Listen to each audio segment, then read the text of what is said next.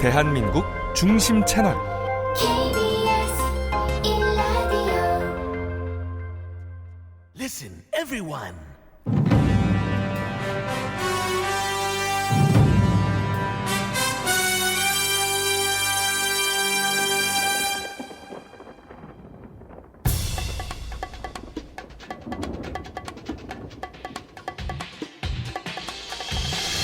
김용민 라이브.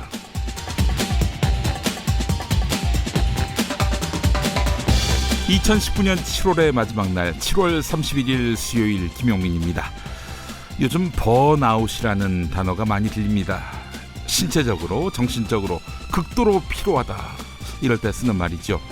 다른 말로 만성 피로, 로켓으로 치면 연료가 다 소진됐다, 이런 뜻도 담고 있습니다.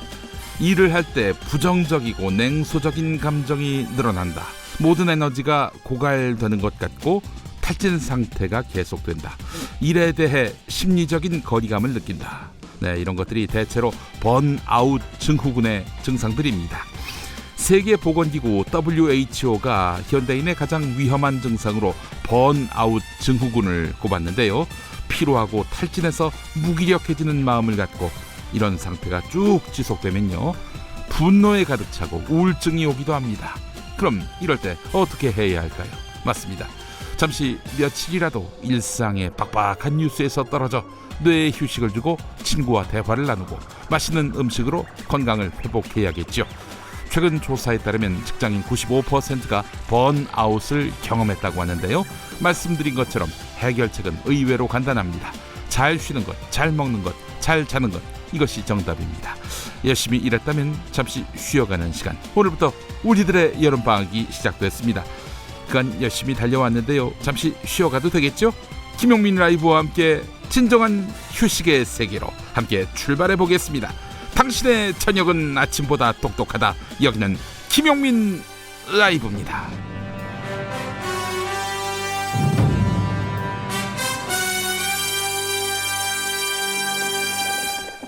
대한민국에서 가장 겸손한 스피커가 되고 싶습니다.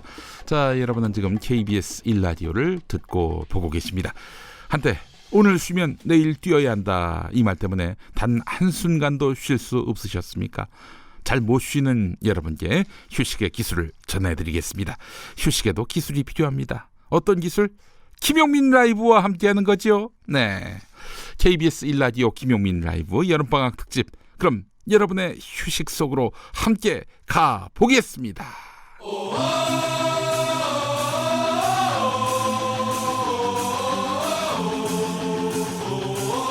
김용민 라이브.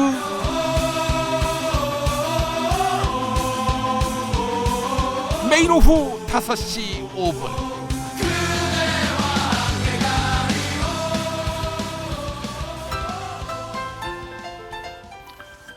여러분 안녕하십니까? 용용 엄기용입니다. 7월의 마지막 날입니다. 석석 불러보겠습니다. 석석. 네, 석석 오창석입니다. 저는 지금 미래로 가는 드론을 타고 2020년 4월 15일에 나와 있습니다. 아니 2020년 4월 15일이라면 바로 21대 총선이 있는 날 아닙니까? 이 미래와의 교신이 원활하지 못합니다. 마이크를 미래에 있는 석석에게 넘기겠습니다. 석석, 소식 전해주시죠. 네, 드디어 21대 국회의원을 뽑는 선거날 아침인데요. 그럼 투표하러 오신 분들을 만나보도록 하겠습니다. 먼저 문재인 대통령이 오셨습니다. 안녕하세요. 네, 유권자 여러분, 투표는 민주주의의 꽃입니다. 오늘 꽃을 활짝 피우시기 바랍니다. 활짝. 네, 그리고 이분이 또 오셨네요. 안녕하세요, 이완영 의원님. 안녕 못합니다. 의원직 상실했는데 안녕하겠습니까? 21대 총선 미워합니까? 국민 여러분 투표 좋아합니까? 미세 뉴스 보세 특집. 오늘의 뉴스는 21대 총선 격전지 격돌 인물 예상. 시사평론가 김수민 씨, 오창석 씨, 어서 오십시오. 네, 반갑습니다. 네, 안녕하세요. 네, 오늘부터 3일 동안 김용민 라이브 여름방학 특집 김용민의 큰 그림으로 함께 했는데요. 자, 미세 뉴스 보세도 특집으로 준비했습니다. 두 분이 그동안 알차게 준비해 왔다고 들었는데 말이죠. 기대 잔뜩 하겠습니다. 아, 그래도 될까요? 네, 속을 텅 비우고 왔는데 알차게 준비했다고 하셔가지고 마음을 비우셨어요. 네, 마음 당황했습니다. 편하게 들어주시면 좋을 것 예, 같습니다. 알겠습니다. 자, 그러면은 오늘의 준비한 이야기 한번 보따리를 풀어보겠습니다. 오늘 주제는 21대 총선 격전지 격돌 인물 예상. 네, 21대 국회의원 총선거가 이제 앞으로 한 260여일 남았어요. 네, 두 분은 내년 4월 15일에 뭐 하고 있을까요? 저는 개표에 맞춰서 어디에선가 실시간으로 네. 방송을 하고 있을 것 같습니다. 아, 그래요. 어딘지는 모르겠습니다. 누가 저를 잡는지 지켜보겠습니다. 아니, 너는 김용민 라이브 그 시간대 나와야 됩니다. 예. 아, 그 방송이 이제 개표가 딱 시작할 때쯤에 끝나지 않습니까? 방송. 그렇죠. 아, 개표 방송 때. 네네. 아, 요즘엔 또 개표보다도 출구조사가 선거의 하이라이트 아니겠습니까? 네. 예, 그렇군요. 그때는 저 미세 뉴스 보세 그 페이지 하나 할 테니까 네. 같이 갑시다. 그 얘기는 김용민 MC가 네. 저를 떨고 내지는 않겠다는 얘기겠네요. 네, 큰 마음 썼어요. 네. 아. 정말 이 예. 공약을 지킬지 한번 두고 보겠습니다. 알겠습니다. 자, 오창석 씨, 네. 그 저기 이모 MC한테 가세요. 아, 저요? 저는 아니요. 저는 뭐 한 지역의 선대본부장이 돼서 아, 선대본부장. 선거를 진듯이 이 일하고 사람 있지 말이야. 않을까. 선거에 지금 핵심이 있는 겁니까?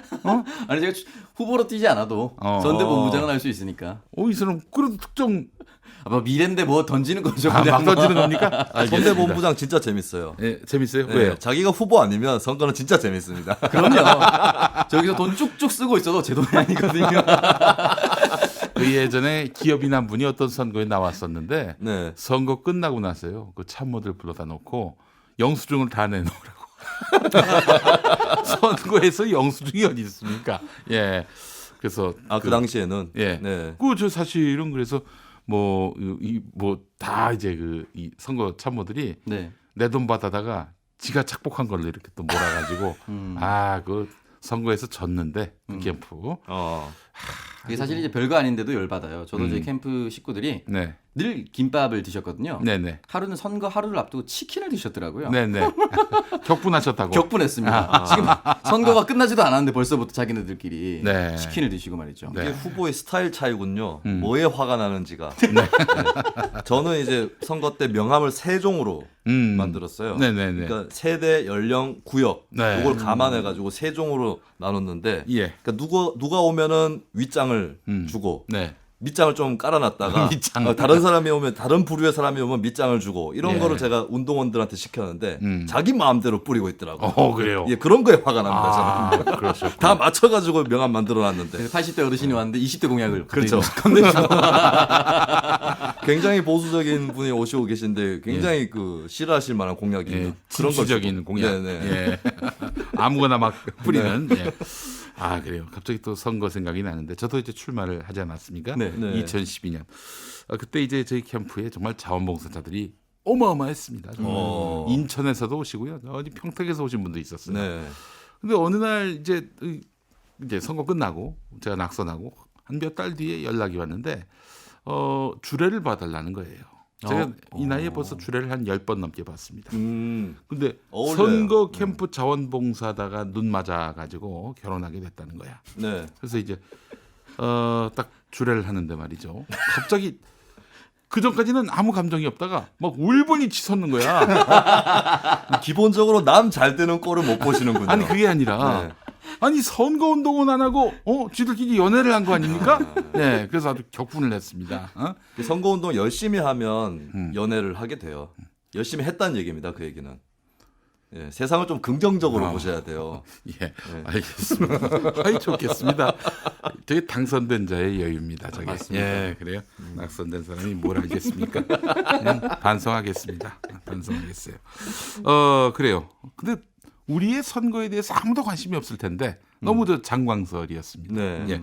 자, 곧바로 2020년 21대 총선 이야기 한번 나눠보겠습니다. 자, 미리 보는 21대 총선. 그럼 먼저 TK, PK의 가장 핫한 지역과 핫한 인물 만나보도록 하겠습니다. 자, 김수인 평론가 또 TK 전문가입니다. 네. 예. 자, TK에서 최고의 격전지 어디로 예상하십니까? 네, 제가 TK 출신으로서 TK 선거들 조금 준비를 해봤는데요. 네네네. 격전지 하면 어떤 특정 지역구를 짚기 마련인데 네. 이 선거라는 것은 특히 총선이기 때문에 네. 다른 지역구에 있는 사람들끼리의 대결도 있습니다. 그러면 예. 둘 다 당선될 수도 있고 둘 다 그렇죠. 낙선될 수도 있고 둘 중에 하나가 당선되고 다른 하나는 낙선하고 그럴 수 있는 거 아니겠습니까? 그렇습니다. 그래서 제가 짚어온 최고의 대결은 대구 지역인데요. 네네. 유승민 대 조원진입니다. 아, 유승민 그 의원은 대구 동구고 네. 그리고 조원진 그 대표는 대구 달서구. 달서. 네. 예, 이렇게 알고 있습니다. 네, 대구 동구을, 네. 대구 달서구 병 네. 이렇게 되는데 예, 예. 두 사람의 공통점은 음. 자유한국당에 맞서고 있다는 겁니다. 아, 그러네요. 네, 유승민 의원은 바른미래당 소속으로서 자유한국당에 맞서고 예. 조원진 의원은 우리공화당 음. 후보로서 자유한국당에 맞설 가능성이 대단히 높죠. 예. 예. 그리고 두 사람은 한때 다 친박이었습니다. 그러네요, 또 그것도. 네. 근데 지금 두 사람은 거의 뭐 불구대천의 네. 뭐 원수지간 뭐 이런 표현도 쓰더라고요. 네, 상극이에요. 사실 여러모로 상극이고. 아마 유승민 대 조원진보다도 두 정치인 모두 상대보다도 김용민이가 더 가까울 거예요. 그럴 수 있습니다. 예. 김용민이가 더 좋을 수도 있어요, 이 두 네. 분한테는. 네. 대구 지역에 모 진보 언론 기자가 있는데 네. 그 기자는 유승민 의원하고도 인터뷰가 잘 되고 네. 조원진 의원하고도 인터뷰가 잘 된다고 합니다. 아, 그래요? 근데 두 사람의 또 차이점은 뭐냐면 네. 유승민 의원은 이제 우리나라의 한나라당, 뭐 새누리당 이 계열 정치인 중에서 그 안에 계보가 있지 않습니까? 네네네. 민정계에 가까워요. 어. 유승민 의원의 부친이 유수호 예, 전 의원. 판사 출신이고 박정희 정권 때 이제 대통령한테 한번 대항했던 그런 경력이 있지만 나중에는 전두환 정권 때 민정당에 들어갑니다. 네. 그래서 유승민 의원은 어쩌면 민정계라고 볼 수 있고요. 네네. 조원진 의원은 민주계, 김영삼계. 놀랍게도. 그렇습니다. 네. 황병태 의원의 보좌관으로 출발을 했죠. 네. 또 두 사람이 공통점이자 차이점은 둘 다 경제하고 관련이 있습니다. 오, 그래요? 유승민 의원은 경제학자, 위스콘신대 출신이고. 그렇죠. 예, KDI에 있었고요. 예. 그리고 조원진 의원은 장사를 했던 상인입니다. 아, 그래요? 네. 예. 아마 두 사람이 이런 생각을 할 수도 있어요. 유승민 의원 입장에서는 아이 자기 돈이나 벌어봤지 조원진 의원이 뭐 전체 경제를 고민해봤는가 네. 이렇게 생각할 수 있고 예. 조원진 의원 입장에서는 아니 뭐 책상 앞에 앉아가지고 경제학 공부나 했지 나처럼 돈 벌어봤냐 이렇게 예. 생각할 수 있는 것이죠. 그리고 묘하게도 유승민 의원은 좀 친미예요. 사드 배치도 앞장서서 주장을 했고 네네. 유학도 미국을 다녀왔습니다. 그렇죠. 조원진 의원은 장사를 하면서 중국과 굉장히 원활하게 왔다 갔다 하죠. 그래요. 네, 좀 아니, 친중 이미지가 있어요. 황병태 의원 모시고 있던 그분도 네. 주중 대사를 했었고요. 아 그렇습니다. 예. 네. 그래서 이렇게 묘하게 엇갈리는 두 사람 각자 다른 지역구에 출마를 하게 됐는데 네네. 자유한국당의 아성을 허물 수 있을 것인지 네. 본인의 의원직을 지킬 수 있을 것인지 예. 굉장히 저는 관심이 있습니다. 두 사람 다 당선이 된다면은 TK에서 자유한국당은 더 이상 거기가 네. 뭐 표밭이라고 할 수는 성지라고 없을 것 표현하기는 같아요. 어려운. 예. 예, 굉장히 다당제가 되는 것이죠. 다당제가 되는 거예요, 진짜. 예, 대구의 모토가 지금 대구시 차원의 모토가 컬러풀 대구입니다.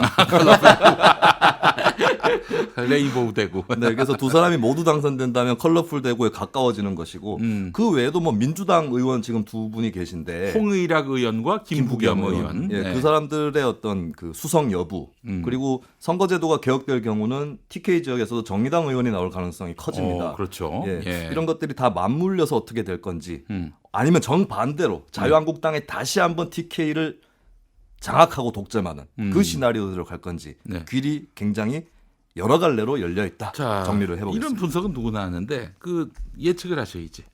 예측. 이런 그 예측을 이제 김용민 씨는 예측을 하려다가 네. 다양한 갈래의 길에 대한 분석을 빠뜨려요. 왜요? 그러네요. 네. 한쪽에 꽂히셔가지고 예, 예, 너무 예. 꽂히셔. 알겠습니다. 네. 예. 그럼 그 분석도 저는 그냥 해주시죠. 그냥 한번 예측을 하자면 예. 다당제로 가지 않을까 대구 경북도. 그래요. 네, 다양한 길로 갈 때가 되었다. 누가 옳든 그러든 간에. 자, 1987년 이후 경상북도 최초의 더불어민주당 후보 당선 지역이 나올 것인가? 네. 그러니까 대구 말고 경북이죠? 네, 경북. 그렇습니다. 예전에 그 김중권 네. 의원 네. 생각이 납니다. 그분이 저쪽이었는데 경북 울진이 그렇죠. 그분 고향이었고 김중건 의원 같은 경우는 2000년 네. 총선에서 그렇죠. 민주당 후보로 나왔어요. 네. 새천년 민주당. 만약에 됐으면 대권 주자로 급부상했을 텐데 그렇습니다. 낙선을 했어요. 굉장히 근소한 차이로 낙선을 했고 네. 그 이후로는 뭐 무소속으로 출마를 하기도 했었습니다. 굉장히 네. 그 지역에서 오랫동안 출마를 여러 번 했던 인물이기도 하고요. 네.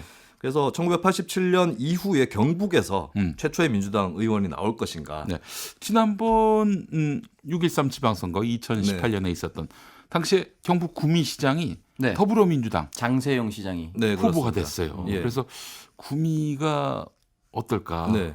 구미가 혹시 박정희 대통령의 고향이긴 하지만은 박근혜 대통령 고향이기도 하고 그곳에서 민주당 후보가 나올 수 있을지. 네. 우선 그 전에 어떻게 구미에서 민주당 시장이 나왔죠? 아무래도 구미 지역은 외지 출신이 많습니다. 아 그래요? 또 도시 인구가 젊고 음. 거의 세종시 다음으로 젊은 그런 도시이기 때문에 공업도시로서도 육성이 됐어요. 신도시예요. 네, 그렇습니다. 그리고 이제 정부 초기에 치러졌던 문재인 정권 초기에 치러졌던 선거라서 네. 여당이 유리해요. 예, 여러 가지 요건들이 민주당의 당선을 가리키고 있었고 네, 네, 표들이 응집하면서 자유한국당 후보의 표를 넘어설 수 있었던 거죠. 예, 구조적인 요인이 있습니다. 네. 그렇다 총선도 그럴까요? 총선 때도 그럴 수 있는데 음. 몇 가지 변수는 지금 구미 지역 경제가 대단히 어렵거든요. 예, 그러면은 시장에게 책임을 물을 수도 있고 대통령에게 책임을 물을 수도 있어요.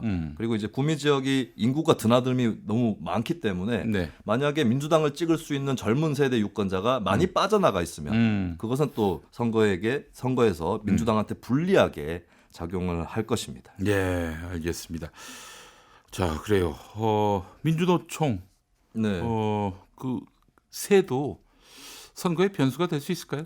일단 대구 경북에는 포항과 구미 그렇죠. 등지에 공단이 있기 때문에 민주노총 세도 예전보다는 뭐 줄어든 지역도 있지만 그러니까 제가 민주노총 지지 후보의 당선이라고 얘기하는 것은 뭐 정의당일 수도 있고요.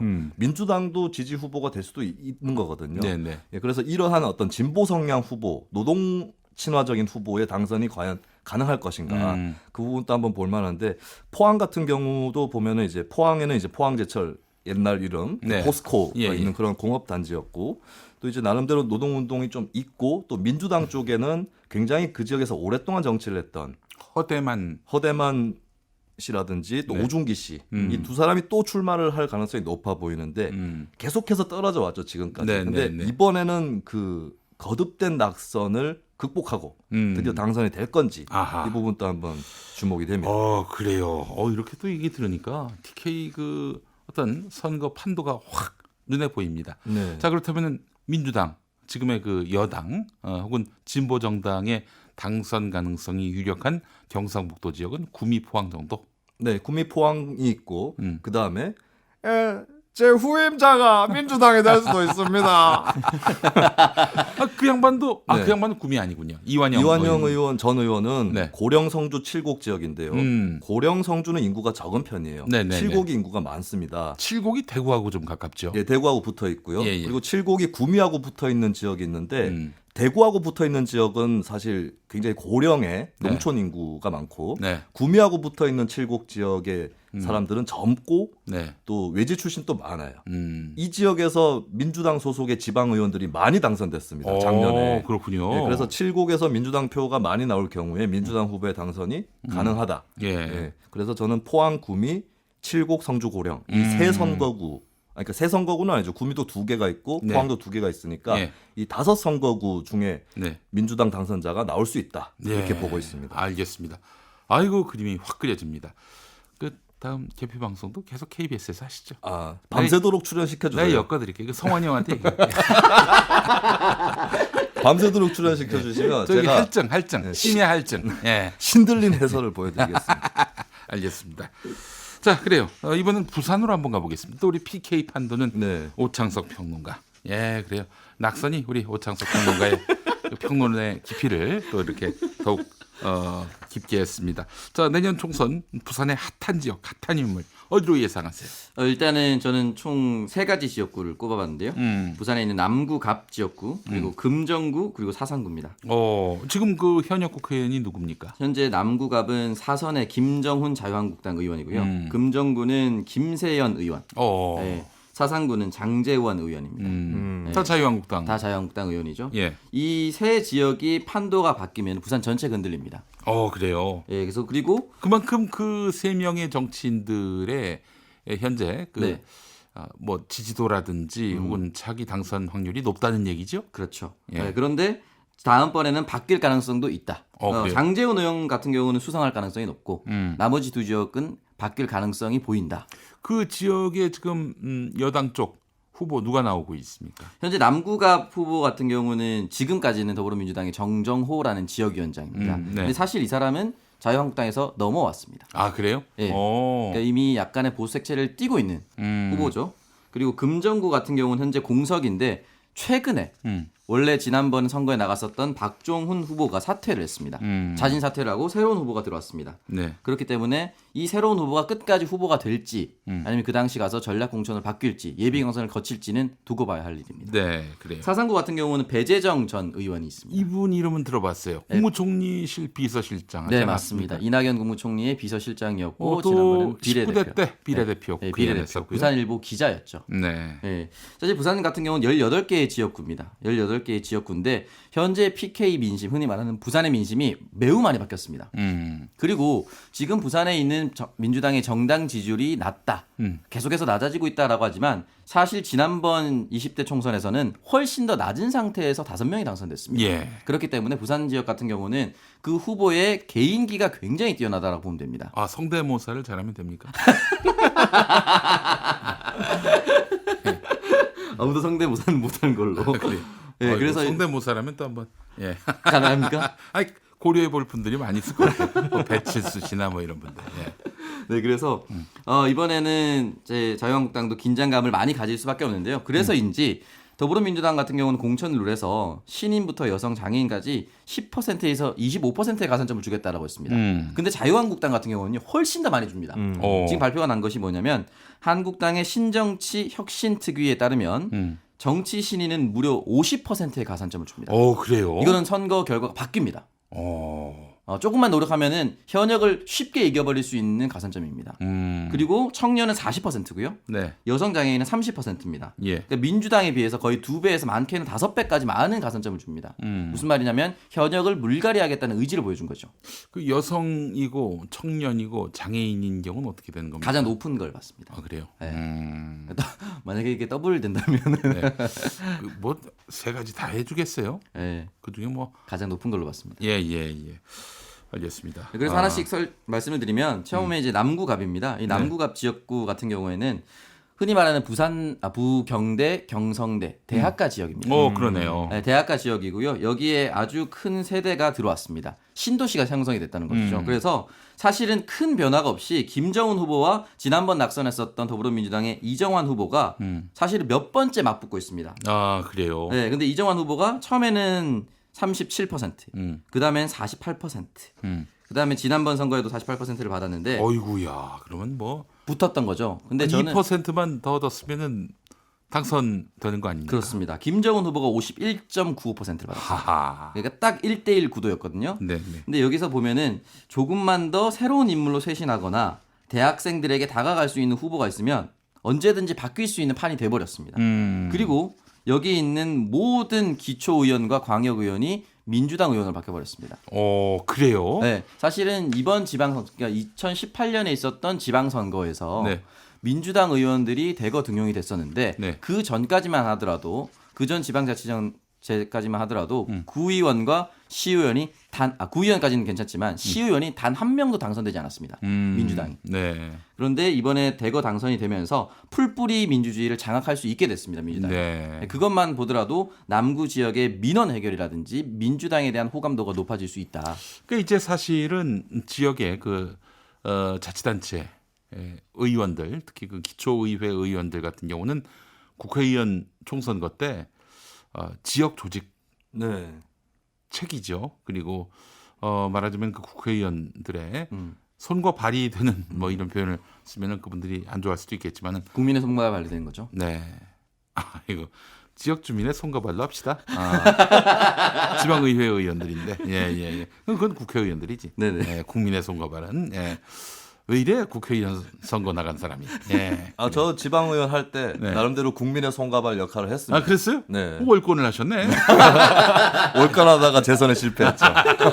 심판을 받았어요 지역 네, 유권자. 괜히 지상파 인터뷰를 해가지고. 예. 알겠습니다. 하여간 이 지방선거에서 참패를 했단 말이에요 작년에. 네네. 자유한국당이 TK를 빼놓고 나머지 지역에서 이래서 사실은 국회의원 선거 때 상당히 어렵겠다.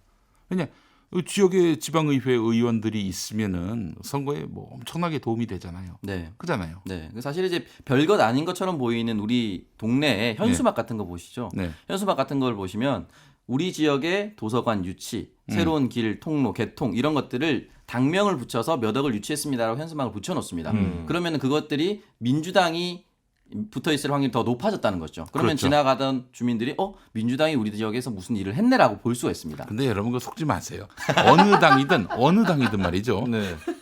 쥐가 한 게 아닌데 자기가 한 것처럼 해서 붙이는 경우가 많아요. 놀랍게도 어. 구의원과 시의원과 구청장과 국회의원이 똑같은 공약으로 그렇죠. 현수막 4개가 붙어 있을 때도 있습니다. 예, 근데 이제 서리풀 터널이라고 있어요. 저기 대법원 앞까지 들어오는 내방역에서.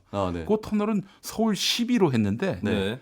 서초구청장이 자기가 다 한 것처럼 그렇게 붙여가지고 뭐 빈축을 시비를 샀어요. 끌어왔다. 뭐 예. 이런 거겠죠. 시비를 걸었다면 모르겠죠.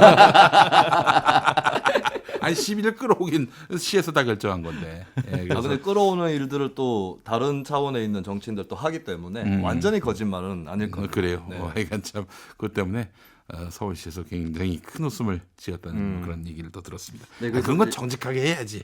예? 근데 그렇게 치면 저도 파출소 신설 운동을 동네에서 했거든요. 네. 근데 파출소 신설을 결정하는 거는 시의회나 시청이 아니에요. 그럼 저도 거짓말을 한 건가요? 제가 진평파출소라고 거기 신설을 해냈다. 이렇게 제가 홍보를 했거든요. 이 사람은 네. 허위사실 유포였네. 아니 서명운동은 내가 하고 왜 국회의원이 담보가야 됩니까? 알겠습니다. 예, 그래요. 네, 그래서 어쨌든 남구갑은 사선의 김정은 의원이 초선 아니고 신인이 최종 후보가 될 가능성이 높아졌고요. 네. 민주당도 신인이 맞붙게 됩니다. 그렇기 때문에 이 판도가 흔들리면 남구울은 현재 더불어민주당의 박재호 여당 의원이 되어 있습니다. 네. 그리고 이 남구는 해운대와 맞붙어 있습니다. 그러니까 바다가 보이는 모든 지역 전체가 판도가 바뀔 수 있어서 남구갑이 중요한 선거 지역이다. 또 지금 여당에 대한 실망 여론도 있기 때문에 그 도리어 또 지난 지방선거 결과와는 달리 여당에게 매우 불리하게 나올 수도 있는 거예요. 맞습니다. 예. 네, 그건 아유. 끝까지 가봐야 되는 거죠. 잘 어젠 듯한 종님. 대단합니다. 진짜. 근데 이런 멘트가 나올 수 있을까? 네. 회복됩니다. 예, 그래요. 자, 그래요. 또. 두 번째는 이제 금정구 김세연 후보인데요. 좀 빨리 합시다. 네, 예. 김정구 김세연 후보 같은 경우는 부산 시민들이 뭐라고 얘기하냐면 박근혜 후보가 와도 이기지 못할 지역이다. 그래요. 그만큼 지역을 잘 잡고 있다. 그 지역구의 그 전 국회의원이 자기 아버지잖아요. 네, 김세연 의원의 아버지인 아버지. 김진재 전 의원입니다. 그거는 네. 이제 한수이남의 최고의 부자. 네. 이렇게 또 평가를 실제로 받았어요. 예전에 금정구 안에서 목욕탕이나 식당이 개업을 하면은 네. 김진재 증이라고 밝혀 있는 시계가 다 하나씩 갔습니다. 그리고 금정구에 좀 안 좋은 곳이 있다 그러면은 자기 돈 들여서 그냥 개발해 버렸어요. 오, 실제로. 그래요. 예전입니다. 예전 예, 요즘에 예. 그렇게 하면 안 되죠. 예. 예전에 그렇기 때문에 금정구는 그만큼 철옹성이었어요. 사실은 어떤 사람의 말을 본건 영주에 가까운 네. 지지를 받았어요. 음. 그랬는데 지난번 선거에서 김세연 후보가 제일 처음에 나왔을 때는 64, 그다음에 66, 그다음에는 56을 받았습니다. 어이구. 굉장히 낮게 받았어요. 네. 저랑 맞붙었던 조경태 후보도 59를 받았습니다. 그러니까 조경태 후보보다 적게 받은 거예요. 그래요. 그러니까 이제 위세가 많이 떨어진 거죠. 그리고 본인의 사례는 웬만하면 어디 끌어들이지 마시고. 예. 아니 본인이 무슨 사례가 보편적이어야 말이지. 예? 자, 그래요. 예. 네. 그런데 상대 후보가 박종원 후보가 32였고요. 정의당이 10%를 받았어요. 그러니까 합치면 42%를 받았습니다. 그런데 말이죠. 굉장히 높은 벽으로 보이네요. 네. 김세연. 현재까지는 많이 보이는데 이거 어떨까요? 더불어민주당에서 네. 김세연이라는 동명의 동명의 후보를 내는 겁니다. 네. 그래서 기호 1번 더불어민주당 김세연 의원은 혹시 그분인 줄 알고 네. 이게 후보들이 제일 신경 쓰는 부분입니다. 예. 예전에 20대 총선에서 사하구갑에 예. 더불어민주당 최인호 후보가 있었는데 네네. 국민의당의 최민호 후보가 나왔습니다. 아 그래요? 그래서 최인호 후보가 밤새 매달려서 우리 단일하자. 우리 이름 헷갈려서 안 된다. 그리고 최민호 후보도 지나가면서 안녕하세요 최민호입니다 이렇게 최민호 후보가 최인호인가 최민호인가 헷갈리는 거. 재밌다. 그리고 심지어 현수막에 최인호 후보가 예. 그 넥타이 색깔 초록색으로 하고 있었어요. 예, 예. 아 그래요? 네, 그 당시에 이제 나는 어. 당과 무관하게 가겠다. 예. 조경태 의원처럼 예. 나만 봐달라고 초록색을 했는데 갑자기 진짜 초록색 국민의당 최민호 후보가 돌아다니니까 너무 당황을 해서 예, 예. 전국 최초의 단일화 후보를 이뤄냈습니다. 아 그래요? 네, 거기서 그렇습니다. 단일화됐어요? 단일화됐어요. 최민호 후보를 엄청나게 설득하셨나 봐요. 알겠습니다. 네, 그래서 이제 또 금정구에 이제 1938세대의 새로운 도시, 새로운 그 뭐죠 아파트 단지가 들어섰습니다. 젊은 층이 많이 도입됐고 4인 가족 기준 7,752명이 들어온다는 건데 요 표차가 아주 근접한 표차가 될 수가 있다. 흔히 말해서 아파트 개발이 잘 안 되는 지역을 보통 원도심이라고 합니다. 네. 개발이 되지 않으니까 사는 사람이 똑같고 사는 사람이 똑같다 보니까 투표 행태가 똑같아요. 그러니까 바뀌지 않죠. 네. 근데 이 새로운 도시가 들어왔고 많은 인구가 들어왔기 때문에 흔들릴 수 있다. 원도심 하나만 흔들리면은 아주 큰 변동이 올 수가 있습니다. 마지막 사상구로 가보면 사실은 사상구는 아마 김세연 후보를 대체할 큰 맹주가 장제원 후보가 될 수 있다라고 저는 말씀드리기 위해서 네네. 가져왔습니다. 장제원 후보 같은 경우는 역시 아버지 장성만 의원이 11대 12대 국회의원을 지냈고요. 그렇습니다. 본인 역시 지난번에 했었고 손수도 후보가 등장하기 전에 이 지역구 국회의원 의원이었어요. 네. 그리고 이 지역에 있는 가장 큰 사학이라고 할 수 있는 동서대와 경남정보대가 장제원 의원의 형인 장제국 총장이 소유하고 있습니다. 그렇습니다. 그러니까 조직과 사람, 돈을 움직일 수 있다는 거죠. 그리고 되게 웃긴 것이 뭐냐면 네. 장제원 의원의 아들이 논란이 있긴 하나 노엘이라고 하는 아주 유명한 래퍼입니다. 선거 때 노엘이 여기 와서 한 번만 랩하면요. 네. 사람들이 몇천 명이 왔다 갔다. 아 그래요? 이게 선거 때 엄청난 영향을 줍니다. 왜 저 후보가 유세차가 와서 연설을 하면은 사람들이 몇천 명씩 움직인다. 네. 이런 것들은 상대방의 기를 죽이기도 하고 보는 유권자로 하여금 위축감을 주기도 하거든요. 네. 어느 정도의 변수가 될 수도 있다. 아 선거에서. 네. 네, 알겠습니다. 오창석 평론가. 이렇게 되면은 부산 경남에서 의석수 예상할 수 있겠어요? 이게 사실 이제 좀 조심스럽습니다. 왜냐하면 특정 지역구를 선택하면은 거기서 뛰고 있는 현역 의원이라든지 또는 지역위원장이 반발할 수 있기 때문에 네. 지역을 빼고 그냥 의석수만 말씀드리겠습니다. 네네네. 가장 적게 얻었을 경우에는 8석에서 한 10석 정도. 더불어민주당이. 예. 그 그러면은- 나머지는 자유한국당? 네, 나머지는 예. 가장 많게 얻었을 경우에는 13석에서 14석까지도 가능하다. 총 몇 석 중에? 총 18석입니다. 총 18석 중에서 네. 더불어민주당이 최대 13석에서 14석. 네. 최소 8석. 예. 너무 심한 거 아닙니까? 왜요? 너무 많아요. 많다고 씨. 자로된 듯한 중립을 추구하는 방송. 현재 자유한국당은 12석을 가지고 있습니다. 아 그래요. 네. 9석 대 9석으로 합시다. 저도 왠지 반반이 될 것 같은 느낌이 들어요. 네. 지난번에 20대 총선에서 더불어민주당이 3분의 1만 주십시오. 6석을 요구했었는데 네. 본선거에서 5석, 보궐선거 1석에서 6석이 됐어요. 진짜. 네, 6석이 예. 됐죠. 3분의 1을 가져왔죠. 예. 조금 더 높은 목표를 가질 수 있다. 그렇다면 자유한국당 역시 크게 준비를 할 것이다. 라는 생각이 듭니다. 아주 치열한 접점이 예상되는 네. PK 지역입니다. 자, 김수민 평론가도 예측해 주시죠. 대구 경북에서의 예상 의석수. 저는 아까 말씀드렸다시피 다당제로 갈 것이다. 예, 부산이 양당제로 간다면 네네. 대구 경북은 자유한국당, 더불어민주당, 우리공화당, 바른미래당, 네. 정의당 네. 5개 정당이 의석을 확보할 것이다. 라고 예측을 해봅니다. 한 석이라도 얻을 것이다. 네. 예, 알겠습니다. 한번 더불어민주당 그리고 자유한국당 그리고 바른미래당, 우리공화당 그거 한번 좀 얘기해 보세요. 몇 석인지. 총 의석수를 제가 못 외워가지고. 그래요. 알겠습니다. 저희가 좀 준비가 좀 모자랐습니다. 여러분들의 많은 양해 바라겠습니다. 알겠습니다.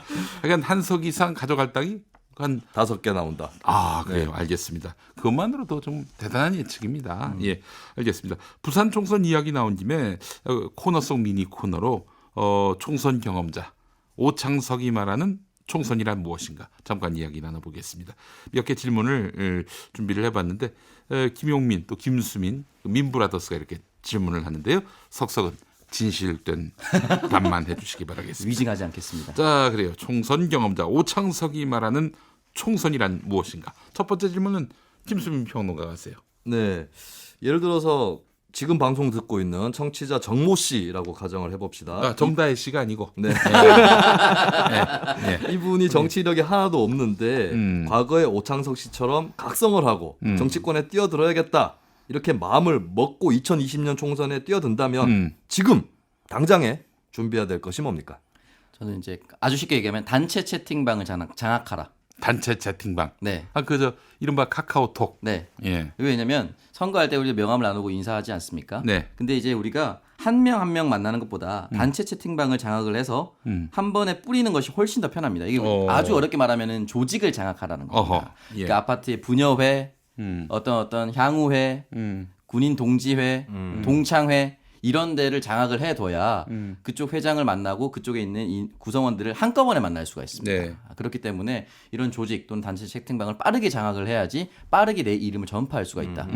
반대로 나의 공약 역시 빠르게 전파할 수 있다라고 볼 수 있습니다. 네, 알겠습니다. 제가 질문 한번 해보겠습니다. 오창석 평론가는 문재인 대통령의 20대 총선 영입인사 16호였습니다. 16호 남자. 네. 예. 자, 아주 자랑스러워하는 수식어기도 한데 입당식 전에 인터뷰에서 받은 질문 중에 연예대상 중에 유부녀가 있었느냐. 연예대상 중에 연예가 아니라 연애 대상 중에 유부녀가 있었냐 이런 게 있었다고 들었어요. 그 후보를 등록하기 전에 또는 영입 인사가 되기 전에 일종의 인사 검증을 합니다. 네, 그래요. 목록표를 가져와서 뭐 마약을 한 적이 있습니까? 하지 않았더라도 소지 운반 배달한 적이 있습니까? 뭐 이런 질문합니다. 그렇군요. 네, 왜냐하면 그런 것들이 혹시나 본선거에 올라갔을 때 뒤늦게 터져버리면 안 되기 때문에 미리 사전 검증을 하는 거죠. 땡땡땡 학습 효과라고 들었습니다. 땡땡땡 학습 효과. 예. 네, 어쨌든 이런 질문이 있었습니다. 네네네. 네, 아니라고 대답을 했고요. 그래요. 그래요? 당연히 아니라고 하는 거죠. 그래요. 알겠습니다. 총선 준비할 때 총알이 얼마나 들었습니까? 총알. 예. 이게 선거구제마다 다릅니다. 20만 그래요? 명은 한 2억 정도. 저는 16만 9천 명이었기 때문에 1억 6,900만 원 정도 들어갔는데 제가 공식적으로 선관위에 제출한 금액은 1억 2,800만 원 정도였습니다. 그래요. 그 15% 넘으면은 전액 보전 받죠. 네, 저는 전액 보전 받았습니다. 거의 전액에 가까운 99.96% 보전 받았습니다. 그래요. 근데 왜 그 나중에 그 빚더미에 올랐습니까? 그거는 이제 가외돈이 들어갑니다. 가외돈? 그러니까 선거 뭡니까? 사무실을 빌릴 때는 해당 지역마다 땅값과 부동산 값이 다릅니다. 그렇기 때문에 선거 사무실 같은 경우는 보전이 안 됩니다. 그래요? 예, 보전 안 되셨을 거예요. 그래요. 알겠습니다. 혹시 본인 돈 말고 다른 분 돈 제가 쓰셨어요? 지금 벌써 네. 8, 9년 전 일을 어떻게 기억합니까? 예. 뭐 몇천만 원 나간 건 기억이 나요. 예. 그때 선거는 기억날 수밖에 없는 선거 아니었을까요? 김용민 씨에게는. 아니 내가 돈 쓴 건 기억이 안 나요. 돈 쓴 건 안 나고 예, 다른 알겠습니다. 쪽에 마음을 많이 쓰셨습니다. 네. 여력이 없었어요. 돈보다 마음을 많이 썼죠. 예, 알겠습니다. 네. 그런 돈이 좀 그만해. 예. 돈이 많이 들어요. 여전히 고비용 구조입니다. 그렇습니다. 우리 맞아요. 선거가. 예, 알겠습니다. 자, 그래요. 미세 뉴스 보세 함께하고 계십니다. 오늘 특집으로 함께하고 있는데요. 즐거우시죠? 듣고 계시는 분들. 예, 그렇습니다. 예. 불안하신 것 자, 같습니다. 누군가는 다 이제 피눈물을 흘렸던 그런 이야기들을 이렇게 웃음으로써 수긍하는 겁니다. 그러니까 너무 가볍게 듣지는 마시고요. 누군가는 그야말로 피멍이 든 이야기입니다. 네. 예. 자, 21대 총선 격전지와 격돌 인물을 예측해 보고 있는데, 자, 이번에는 두 평론가가 주목하고 있는 지역과 후보를 한번 만나보겠습니다. 참고로 20대 총선 당시 1% 차이가 났던 선거구가 있는데 21대 총선에서도 박빙승부 예견할 수 있을까요? 그런 선거구는 많이 나올 겁니다. 네. 근데 오히려 수도권보다는 지방 쪽, 비수도권 쪽에서 더 많이 나오지 않을까. 그래요? 그렇게 전망을 해봅니다. 네. 왜냐하면 이제 수도권은 사실은 이제 좀 운동장이 민주당 쪽으로 유리하게 기울어져 있는 운동장이 대도시 중심으로. 예. 되어버렸는데 이제 앞으로 우리나라가 또 어떤 영남대 호남이라든지 이런 지역 구도가 아니라 수도권 대 비수도권 또 구도가 나올 수 있고 마침 이제 아까 제가 대구 경북 얘기도 해드렸지만 지난번 호남 총선 또 보면 네. 호남도 이제 복수 정당 이상 으로 체제가 짜이기 시작했거든요. 네. 오히려 저는 비수도권에서 박빙의 승부처들이 많이 나올 것이다라고 자, 봅니다. 그렇다면은 이게 사실은 우리 공화당에서 지역구 당선자가 많이 나올 거라고 예측하는 사람은 없을 거예요. 다만 박빙 지역에서 우리 공화당이 얼마만큼 자유한국당 표를 가져가느냐. 네. 이게 또 선거에 또 다른 변수가 될 것 같아요. 그렇습니다. 예전에 그 4.3 재보선 때 창원 성산에서 1위를 했던 정의당 여영국 후보하고 2위 자유한국당 강기윤 후보 네네. 500표 차인데 저기 우리 공화당이 800표를 가져갔어요. 네. 우리 공화당이 뭐 정의당으로 갈 표입니까? 음. 이렇게 따진다면은 정말 그 이 몇백 표 차가 그 피눈물 나는 네. 자유한국당에게는 피눈물 나는 그런 너무나 소중한 표였던 것이죠. 그래요.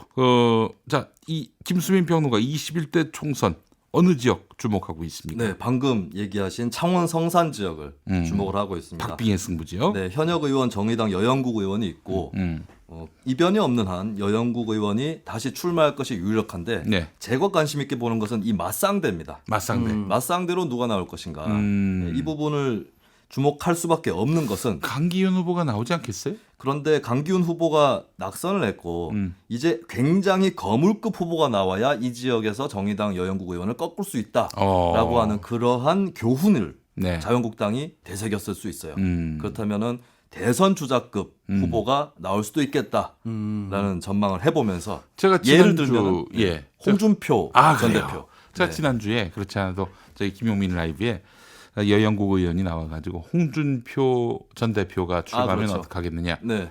땡큐다. 짧게 얘기했습니다. 네. 땡큐라고. 네. 예. 만약에 홍준표 대 여영국 이 대결이 성사가 된다면 음. 홍준표 전 대표가 이긴다 음. 했을 때는 다시 유력한 대선 주자로 발돋움할 수 있고요.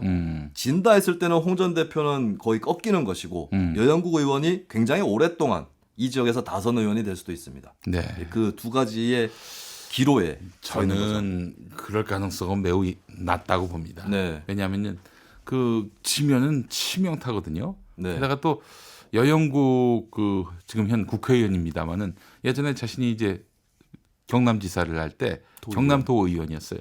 그렇게 무시했거든. 네. 어마어마하게 무시했습니다. 뭐 개가 짖는다 뭐 이러면서까지 비웃기도 했는데 그런 분하고 맞상대를 한다. 그 홍준표 그 대표는 네. 그 급이나 격을 따지는 분입니다. 자기보다도 한 살 위에 문재인 후보에게 버릇없이 이런 얘기를 했던 네. 기억나시죠? 그러니까 한 살 위의 사람한테도 그렇게 얘기하실 수 있는 분이기 때문에 예, 저는 그 도정 질문에서 격돌했던 전직 도의원을 맞상대로 충분히 삼을 수 있을 거다라고 봅니다. 알겠습니다. 그래요. 이거는 뭐 결국 저 홍준표 대 여영국의 대결이 아니라 김수민 대 김용민의 대결. 그렇습니다. 정확하게 보셨습니다. 장외 대결이 또 펼쳐지겠습니다. 자, 또 다른 지역 있습니까? 네, 저는 이분이 어떻게 될 것인가 정말 궁금하지 않을 수 없는데요. 네. 안녕하십니까. 이정현입니다. 중상. 네. 이정현 의원, 네. 호남 지역 출신의 호남 사람인데 자유한국당 계열 정당에서 정치를 해왔어요. 그렇습니다. 그리고 박근혜 전 대통령 시절에 대표를 지냈고 당에서 네. 그러나 탄핵과 함께 무소속이 또 됐습니다. 네, 그렇습니다. 네, 이정현 의원이 저는 전남 순천을 피하지 않고 다시 출마를 할 것이라고 보는데 무소속이 되어버린 이정현 의원의 운명은 어떨까? 지역구에서 모습을 많이 감췄다 이런 얘기도 제가 들었어요. 네. 예, 다시 나올 수 있을지 이것도 역시 한번 주목해봐야 될 사안이 아닌가 네. 싶습니다. 자, 오창석 평론가 21대 총선 이 지역을 눈여겨봐라. 어디입니까? 저는 말이 많은 서울 종로. 저는 지금 현재 임종석 전 대통령 비서실장이 종로로 이사를 해서 네. 선거 준비를 하겠다 이런 얘기를 했거든요. 네. 근데 저는 결국은 정세균 전 의장이 그대로 나올 가능성이 높다고 봅니다. 왜냐면은 사실은 이제 국회의장 같은 경우는 그게 정계 은퇴 수준이었잖아요. 그렇죠. 통상은 그 어느 때부터인지는 모르겠습니다만은 국회의장까지 하면 이제 뭐 국회의원 이제 그만하시는 걸로. 뭔가 관례가 돼버렸죠. 예, 그렇죠. 네, 그리고 국가 의전 순위 2위죠. 네. 네. 그런데 지금 그만둔다는 표명을 아직도 하지 않았어요. 아니 뭐 도리어 그 출마하겠다는 의지를 또 강력하게 피력하기도 했어요. 네, 네. 그렇기 때문에 저는 오히려 출마를 한 번 더 하지 않을까. 아하. 어. 네. 그래서 종로를 그냥 정세균 의원이 다시 한번 나와서 다른 상대 후보와 선거를 치를 것이다라고 생각을 합니다. 아, 알겠습니다. 그래서 결국은 임종석 후보가 다른 지역으로 가야 되는데 어디로 갈 것 같아요? 저는 굳이 간다면은 큰 지역을 원할 거라고 생각을 해요. 그래서 아마 나경원 의원이 있는 동작으로 가지 않을까라는 생각을 조심스럽게 해봅니다. 아, 그래요. 네. 동작에서 한판 붙는다. 왜냐하면 사실 서울 지역에서도 대다수가 민주당 의원 지역구입니다. 그렇기 때문에 종로가 아닌 이상은 사실 크게 의미가 없어요. 그 지역을 네. 가져온다 하더라도. 예. 그렇기 때문에 큰 의미를 되새기려면 결국 원내대표급 그리고 지역구가 좀 탄탄한 사람한테 가서 가져오는 것이 본인한테도 유리하기 때문에 그런 큰 그림 좀 그리지 않을까. 자, 그렇다면 황교안 자유한국당 대표가 서울 종로에 출마할 것이다. 뭐 이런 설이 또 비등한데요. 두 분은 어떻게 보세요? 저는 짧게 안 나올 거라고 봅니다. 안 나올 거다. 종로에서 임종석 전 청와대 비서실장이 출마를 한다면 그 네. 페이스대로 간다면은 황교안 대표도 나오려고 할 겁니다. 네. 그래요. 알겠습니다.